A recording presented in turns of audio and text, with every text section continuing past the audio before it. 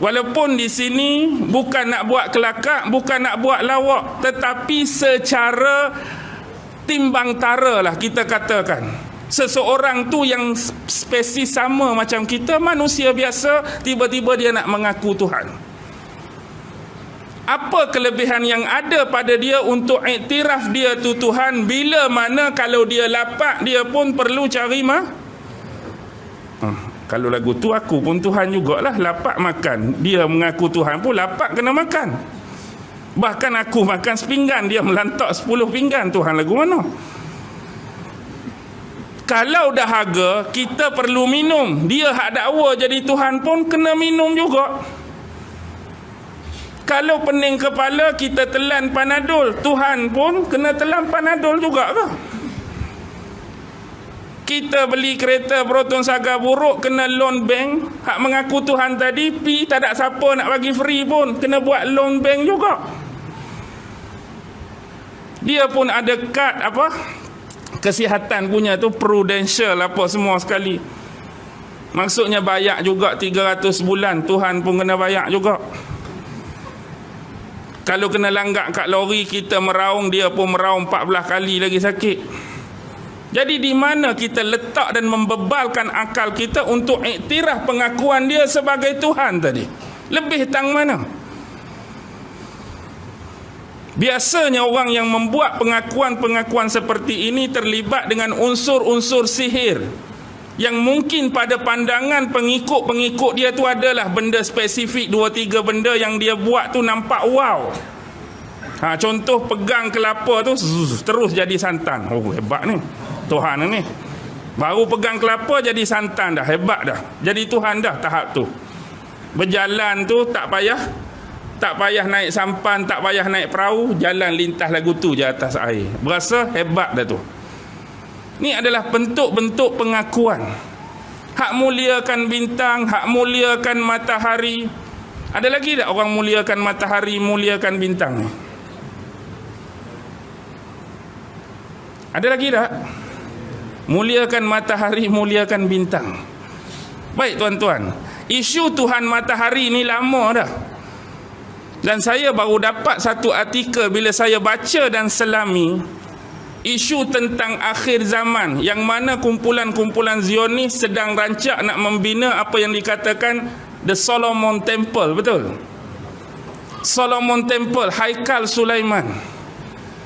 Bila saya baca artikel tu, tak tahulah untuk saya membenarkan atau yakin terkait dengan Sons of God. Sebenarnya penipuan yang mereka buat bukan The Solomon Temple, tetapi mereka mengalihkan nama Nabi Sulaiman jadi pertaruhan dan percaturan. Yang sebenarnya The Sol Amon Temple. Who is Sol Amon? Tuhan matahari, bukannya Solomon. Jadi penggunaan Solomon tu nak suruh nampak who is Solomon? Nabi Sulaiman. Oh, bila kerja ni kerja untuk Nabi Sulaiman, maka manusia akan mengerahkan tenaga, mengerahkan pemikiran untuk menjayakan program tersebut bila Solomon digunakan. Hakikatnya Sol Amon. Bagaimana bertahun-tahun lamanya nama Nabi Allah Sulaiman terfitnah akibat permainan iblis yang menyerupai Nabi Allah Sulaiman menuliskan buku-buku sihir yang ditinggalkan di bawah singgasana Nabi Allah Sulaiman. Bila Nabi Allah Sulaiman wafat, maka iblis menyamar manusia biasa. Wahai manusia, hari ini sebenarnya baru kita tahu siapa Nabi Allah Sulaiman yang sebenar.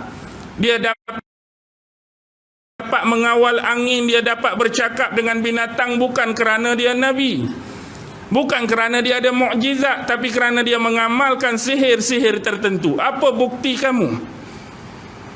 Lalu sebab dia yang tulis kitab sihir, dia yang simpan di bawah singgasana, aku akan tunjukkan bukti dia. Pilah bawah tempat tu, mari kita bongkar, jumpalah buku-buku sihir yang dikarang oleh dia sendiri. Dia tuduh atas nama Nabi Allah Sulaiman.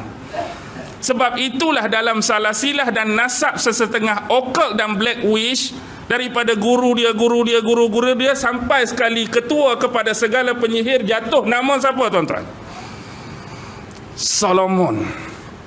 Seolah-olah Nabi Allah Sulaiman tu penyihir atas segala penyihir. Berapa lama Nabi Allah Sulaiman terfitnah dengan permainan ini? Ini berlaku dalam dunia hitam, dunia gelap. Al-Quran datang membongkar kisah ini, tuan-tuan. Tu tak kira lagi zaman selepas Nabi Allah Ibrahim alaihi salam. Anak saudara Nabi Allah Ibrahim siapa? Siapa anak saudara Nabi Allah Ibrahim? Lut. Bila sampai di Kanaan, Palestin dahulu, Palestin kuno, mereka berpisah. Nabi Allah Ibrahim tetap di Palestin dan Nabi Lut ke negeri, kalau istilah hari ini, Sodom and Gomorrah kan? Sodom and Gomorrah. Kalau di Itali itu apa dia? Yang ada kes yang lebih kurang sama, meletus gunung berapi tu, di Itali itu nama apa? Pompei kan? Ingat sejarah Pompei? Ke malam ni baru dengar Pompei? Sejarah Pompei. Baik, tu di Itali. Sekarang kita tengok umat-umat di sana, apa dia punya perangai? Apa dia punya perangai? Perangai dia ialah perangai songsang. Naluri dia jadi berlawanan. Jadi tak apa kita panggil, tak natural macam biasa. Biasanya seorang lelaki akan meminati wanita, wanita akan cenderung naluri dia pada lelaki. Tapi geng-geng Gomorrah dengan Sodom ni, lelaki minat lelaki, wanita minat wanita. Jadi terbalik dia punya nafsu. Jadi bila ini berlaku kepada zaman Nabi Allah Lut, Nabi Allah Lut sentiasa mendakwahkan mereka agar mereka kembali kepada fitrah yang asal dari sudut sosial dan kemanusiaan. Maksudnya lelaki pasangan dia wanita, wanita pasangan dia lelaki. Bertaubatlah kamu sebelum datangnya azab daripada Allah. Tapi mereka tak mau dengar. Mereka anggap tu perkara biasa. Kecenderungan naluri adalah perkara biasa. Dah kami suka lelaki, lelakilah. Dah kami suka perempuan sama perempuan, perempuanlah. Jadi atas dasar itu, beberapa malaikat diutuskan oleh Allah. Pertama, mereka tak terus ke Nabi Lut, tetapi mereka bertemu dengan Nabi Allah Ibrahim. Nabi Allah Ibrahim ni seorang Nabi, kemuliaan dia suka layan tetamu, tuan-tuan. Bila mari malaikat-malaikat tadi dalam rupa manusia, Nabi Allah Ibrahim sembelih apa? Sembelih apa? Dia sembelih, kalau tempat kita tak ada kibas kan, kalau kita contoh macam kambing lah. Tu orang hak kenal ke tak kenal tu? Tak kenal tu, tak hak kibas. Kita tak hak kibas kambing ni, hak kawan rapat. Hak tak rapat tempi pintu pagar tu, ya tanya. Dia tak ajak masuk rumah dah, tak ajak dah minum air apa, hak tak kenal. Hak kenal betul baru tak hak kibas. Nabi Ibrahim hak tak kenal pun tak hak kibas. Tapi dia berasa lain sebab tetamu dia sedikit pun tak jamah makanan yang dia hidang. Dah hidang dah, pelawar dah, suruh makan dah, tapi tak mau makan. Pelik ni. Baru dia dapat tahu bahawa tu adalah bukan manusia biasa, tetapi malaikat yang diutuskan oleh Allah. Kami datang kepada kamu lebih awal, wahai Ibrahim, pertama untuk menyampaikan berita gembira. Satu lagi berita yang kurang mengembirakan. Berita yang gembira ialah Allah akan mengurniakan kepada kamu seorang anak lelaki. Pada masa tu Nabi Ibrahim dah ada anak lelaki, Ismail menerusi Siti Hajar. Tapi yang ni Sarah. Sarah kan dah berumur lanjut, berusia tua, tak boleh mengandung dah. Tiba-tiba mari malaikat khabarkan, Allah sampaikan berita gembira, isteri kamu akan mengandung dan kamu dapat anak lelaki. Agak-agak dapat berita macam ni, apa perasaan Sarah? Umur dah tua, dah lanjut, tiba-tiba kata mengandung dan akan beranak. Apa perasaan seorang wanita? Sarah ketawa. Maksudnya ketawa bercampur gembira dengan tak berapa percaya. Tuan-tuan, kita ni umur 100, bini umur 95, picek di klinik.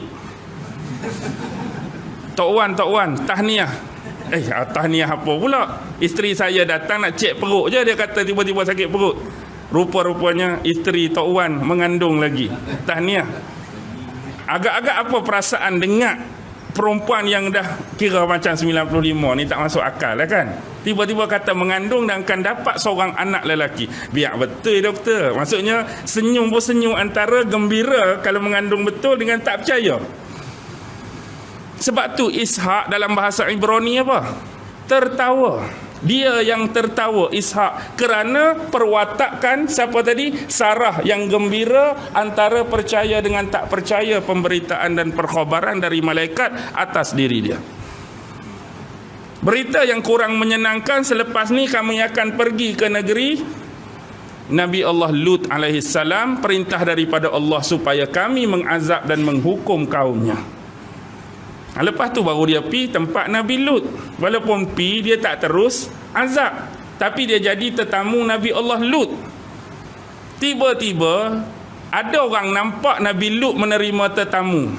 Pada pandangan mereka, tetamu tu pula jenis jambu-jambu, handsome, kekar. Mereka jenis naluri lagu tu, mereka pi serbulah rumah Nabi Lut. Wahai Nabi Lut, kamu serahkan kepada kami tetamu-tetamu kamu tu. Minta terus. Pesen apa jenis lagu ni? Serbu rumah orang, tak boleh tengok jambu-jambu hak jenis cute-cute, cun-cun ni, terus nak. Lalu Nabi Lut kata, janganlah memajukan aku. Sesungguhnya anak perempuan aku lebih berhak untuk kamu. Maksudnya Nabi Lut masih lagi berdakwah dari sudut mereka meminta sesuatu yang songsang tadi. Nak habaknya naluri seorang lelaki itu ialah perempuan. Aku ada anak perempuan yang tu lebih layak, tu lebih berhak untuk kamu berbanding dengan perbuatan kamu ni. Lalu akhirnya Allah menghukum mereka. Cara hukuman tu, bumi diterbalikkan. Hak atas duk jadi alik bawah, hak alik bawah naik alik atas. Sampai hari ini disebut sebagai laut mati, the Dead Sea, yang dikata mempunyai kandungan garam yang agak tinggi kan. Maksudnya siapa tak kerti berenang pun akan terapung. Konon-kononnya lah, betul ikut. Saya tak pernah sampai sana. Jordan pernah sampai, tapi Dead Sea tu tak pernah sampai. Ada tak pernah sampai sini dan memang pernah masuk dalam tu? Ada siapa angkat tangan? Okey, abang tu betul terapung bang. Betul, betul-betul lah. Maksudnya abang tu mengesahkan. Tapi abang pandai berenang kan? Ke tak pandai? Pandai ke tak pandai? Tak pandai, tapi terapung. Maksudnya betul lah tu. Maksudnya dia berani sebab dia berjaya mengapungkan diri dia tanpa pandai berenang.